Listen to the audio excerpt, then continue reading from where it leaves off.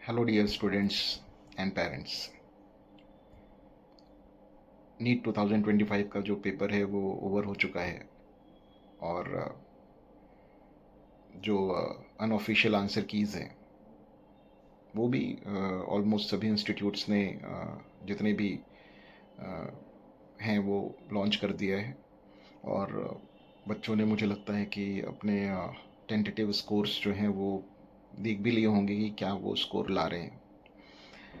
Paper tough आया था, cut off बहुत नीचे जाने वाली है, सारी चीज़ें अभी सभी को पता है।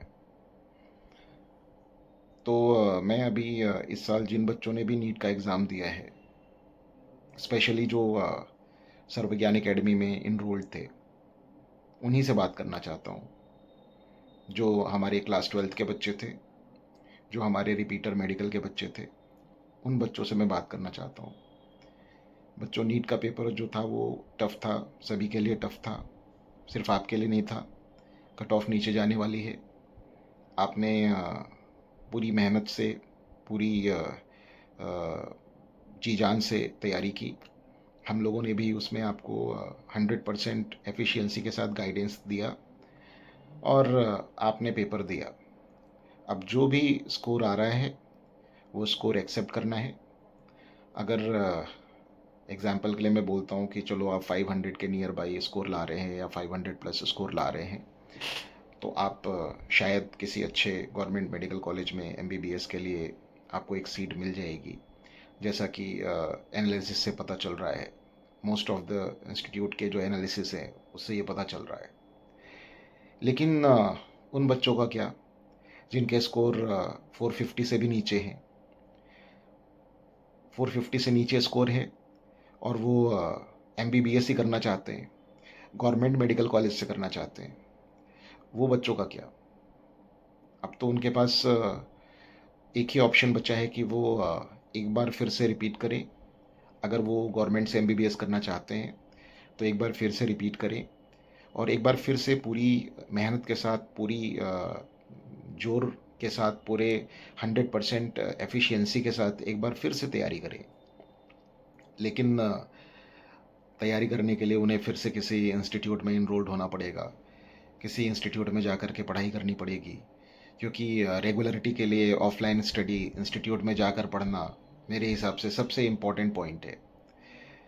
तो फिर से उनको पेरेंट्स के ऊपर फ़ीस का बर्डन, फिर से एक बार सारी चीज़ें उनको देखनी पड़ती है।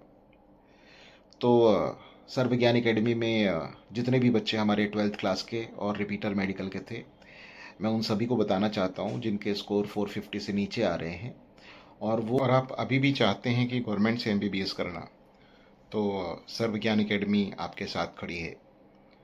हम लोग अपनी भी अकाउंटेबिलिटी और रिस्पॉन्सिबिलिटी समझते हैं और हम ये मानते हैं कि हमने और आपने दोनों ने अपना 100% दिया। लेकिन अगर आपको आपका एक्सपेक्टेड रिजल्ट नहीं मिल पा रहा है तो रिस्पॉन्सिबिलिटी सिर्फ आपकी नहीं होनी चाहिए, सर्वज्ञान एकेडमी की भी होनी चाहिए। इसलिए हम लोग अपनी 100% अकाउंटेबिलिटी समझते हैं, रिस्पॉन्सिबिलिटी समझते हैं और हम ये नहीं चाहते कि अगर हमारे यहाँ पर जो स्टूडेंट इनरोल्ड था वो फिर से रिपीट कर रहा है तो फिर से उसको फ़ीस का बर्डन आए, फिर से उसको फ़ीस पे करनी पड़े, पेरेंट्स को फिर से पेन लेना पड़े। वो पेन सिर्फ आपका नहीं है, वो हमारा भी है। इसलिए यहाँ पर जितने भी बच्चे इनरोल्ड थे, चाहे वो 12th क्लास के हों, चाहे वो रिपीटर मेडिकल के हों, अगर उनको अभी भी रिपीट करना है इस साल और इस साल फिर से एक बार फुल ऑन एफिशिएंसी के साथ नीट की तैयारी करनी है, तो मैं उनको इन्फॉर्म करना चाहता हूँ कि उनकी 100% जो फ़ीस है वो वेव ऑफ कर दी जाएगी। यानी विदाउट एनी फ़ीस वो हमारे नए रिपीटर मेडिकल के बैच में इनरोल हो सकते हैं और अपनी तैयारी जो है, अपनी प्रिपरेशन जो है वो कंटिन्यू रख सकते हैं। आपके ऊपर और आपके पेरेंट्स के ऊपर किसी भी तरीके का फ़ीस का बर्डन नहीं आएगा, क्योंकि ज़िम्मेदारी हमारी भी है, ज़िम्मेदारी आपकी भी है। तो बच्चों, यही छोटी सी बात थी जो आपको इन्फॉर्म करनी थी कि हम लोग एज ए एकेडमी और मैं एज ए टीचर हमेशा मेरे स्टूडेंट्स के साथ खड़ा हूँ।